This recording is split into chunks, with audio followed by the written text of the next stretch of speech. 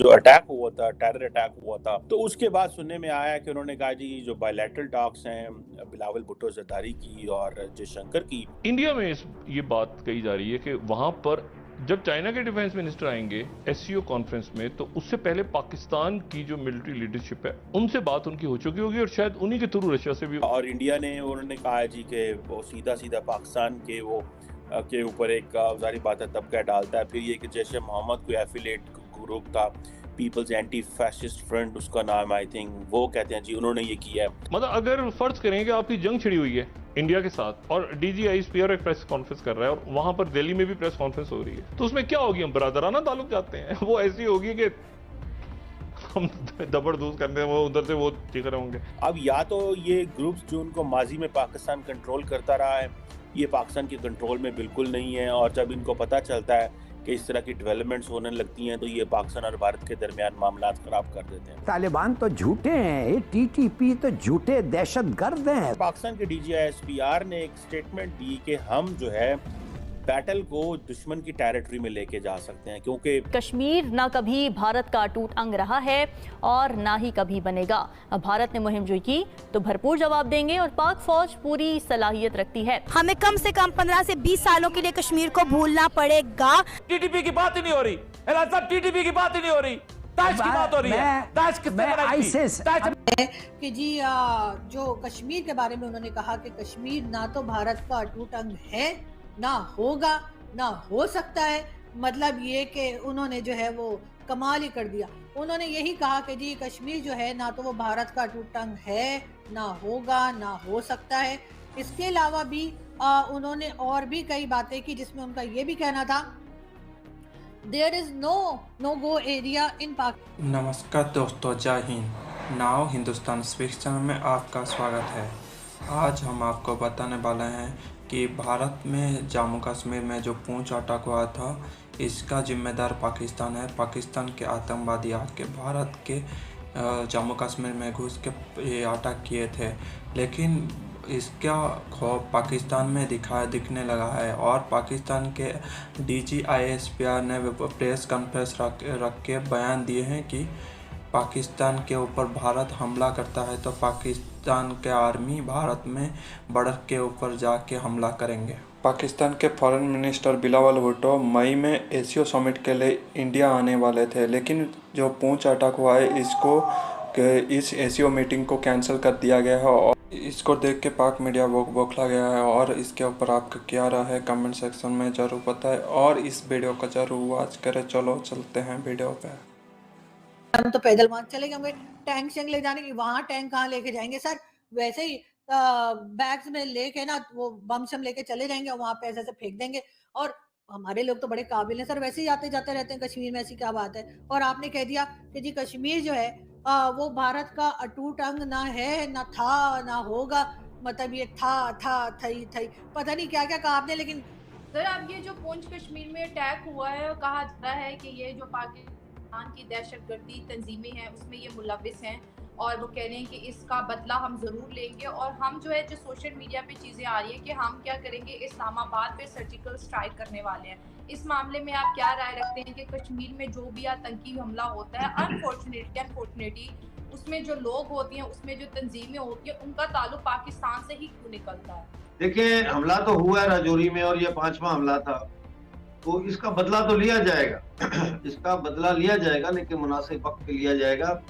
इस वक्त भारत को की सारी तवज्जो G20 के ऊपर, और एक दफा ये G20 किसी तरह गुजर जाए, ये हो जाए ये मरला तय, तो उसके बाद फिर जो है वो इसको टैकल किया जाएगा कि इसका जवाब अब कैसे देना है। इस्लामाबाद पे सर्जिकल स्ट्राइक करने का कोई फायदा नहीं है। अगर करनी है सर्जिकल स्ट्राइक तो ऐसी होनी चाहिए जिसका फायदा पाकिस्तान के अवाम को भी हो, हिंदुस्तान को भी हो और हमें भी हो। और वो सर्जिकल स्ट्राइक है GHQ रावलपिंडी के हेडक्वार्टर के ऊपर सर्जिकल स्ट्राइक होनी चाहिए। जैसे पंजाबी में वो कहते हैं ना, बीम मुकाओ इन्हों का, तो वो इनका ये होना चाहिए। इससे कम सर्जिकल स्ट्राइक जो है वो क्या है, वो उसका मैं नहीं समझता कि उसका कोई असर पड़ेगा। ये बात आने वाले नहीं है पाकिस्तान आर्मी वाले, इनकी प्रॉक्सीज हैं। इस वक्त भी 30 टेररिस्ट जो है वो मुख्तलिफ मकामात पे लाइन ऑफ कंट्रोल पे इन्होंने बिठाए हुए हैं लश्कर तैयबा के, और ये कोशिश कर रहे हैं कि किसी न किसी तरह ये मजीद इस किस्म का करें हंगामा खेजी, और उसमें जो है वो पाकिस्तान आर्मी को समझ नहीं आ रही कि ये कितना संगीन उन्होंने मामला किया है, और इसका जवाब तो दिया जाएगा, लेकिन वक्त पे दिया जाएगा। अगर इस वक्त हम उनका जवाब देते हैं तो फिर पाकिस्तान तो चाहता है कि हम फौरी तौर पर जवाब दें जोश में आके, लेकिन हमारा जो G20 का जो बड़ा एम है वो फिर सबटाज हो जाता है। इसलिए थोड़ा सा इस वक्त जो है वो थोड़ा सा रुकने की जरूरत है। G20 के बाद डॉक्टर जयशंकर भारत के जो मिनिस्टर फॉर एक्सटर्नल अफेयर्स हैं और पाकिस्तान के वजीर खारजा बिलावल भुट्टो जरदारी के साथ की SCO की साइडलाइंस के ऊपर, अगर आपको याद हो कुछ अर्सा पहले जब ये फैसला हुआ, मैं उन लोगों में से था जो मैं समझता था कि ये बिलावल ये फैसला करेंगे। मैंने इसके ऊपर ट्वीट्स भी की थी कि उसके रीजंस हैं कि वो क्यों फैसला करेंगे इंडिया जाने का, और वही हुआ, उन्होंने फैसला कर लिया क्योंकि उनकी पार्टी, उनके फादर, उनके जो थे ग्रैंडफादर, उन्होंने एक हिस्टोरिकली वो एक है उनका, और वो बिलावल के पास ये बड़ा एक अपॉर्चुनिटी थी कि as a foreign minister of the country वो इंडिया जाएं और वहाँ पे जाके बातचीत करें। लेकिन जारी बात है ये कोई बायलैटरल मीटिंग नहीं थी, ये कोई बायलैटरल इनविटेशन नहीं था, क्योंकि इंडिया ने डायरेक्ट पाकिस्तान को इनविटेशन नहीं दिया था, ये SCO का इनविटेशन था। अब हुआ ये है कि जो इंडिया के अंदर ये जो जम्मू एंड कश्मीर के अंदर जो पुंछ डिस्ट्रिक्ट के अंदर एक जो अटैक हुआ था, टेरर अटैक हुआ था, उसमें 5 भारत के फौजियों की जानें चली गईं।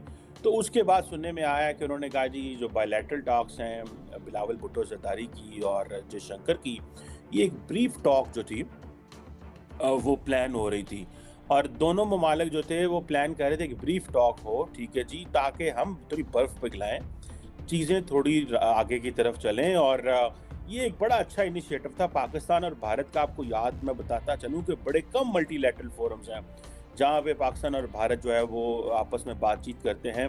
ज़्यादातर भारत जो है वो ग्रेट पावर्स के साथ आजकल बैठता है, क्योंकि वो पाकिस्तान उन फोरम्स में पाकिस्तान जाता नहीं है। एक SCO बड़ा फोरम है हमारे खित्ते में। अभी कल जिस तरह मैं आपको बता रहा था कि ब्रिक्स को एक्सपैंड करने की बातें हो रही हैं, लेकिन उस पर कोई पाकिस्तान का कोई पॉइंट ऑफ व्यू नहीं है, ना ही पाकिस्तान सुते हैं, पता नहीं हाली उठे नहीं। तो अभी ये जो क्वेश्चन है कि ये चीज़ दोबारा ऐसे होना, जिस दिन बिलावल ने ये कहा कि वो इंडिया जाएंगे उसी दिन ये अटैक हो जाता है, ठीक है जी। और ये राष्ट्रीय राइफल के कुछ लोग थे, जारी बात है, जो जिनकी जानें चली गईं, और इंडिया ने उन्होंने कहा जी कि वो सीधा पाकिस्तान के वो के ऊपर एक जारी बात है तबका डालता है। फिर ये कि जैश ए मोहम्मद कोई एफिलेट ग्रुप था, पीपल्स एंटी फैसिस्ट फ्रंट उसका नाम, आई थिंक वो कहते हैं जी, उन्होंने ये किया है। अब या तो ये ग्रुप्स जो उनको माजी में पाकिस्तान कंट्रोल करता रहा है, ये पाकिस्तान के कंट्रोल में बिल्कुल नहीं है, और जब इनको पता चलता है कि इस तरह की डेवलपमेंट्स होने लगती हैं तो ये पाकिस्तान और भारत के दरमियान मामला ख़राब कर देते हैं। अब कल एक इंटरेस्टिंग चीज़ है जिसको मैं समझता हूँ कि जो हुई और जिसको डिस्कस होना चाहिए, और वो ये है कि पाकिस्तान के DGI-SPR ने एक स्टेटमेंट दी कि हम जो है बैटल को दुश्मन की टेरिटरी में लेके जा सकते हैं, क्योंकि कश्मीर के हवाले से उन्होंने बात की। कश्मीर पे जब बात हुई तो उन्होंने इंडिया का जिक्र आता है, और उन्होंने कहा जी कि वो इंडिया और कश्मीर की जब डिस्कशन होती है तो फिर जो ये क्वेश्चन है कि जी बिलावल भुट्टो जरदारी 5-10 दिन बाद जा रहे हैं इंडिया, DGI-SPR कह रहे हैं कि हम बैटल जो है वो इंडियन टेरिटरी में लेके जा सकते हैं, जम्मू एंड कश्मीर में हमला हो जाता है। So it means that how to look it, या तो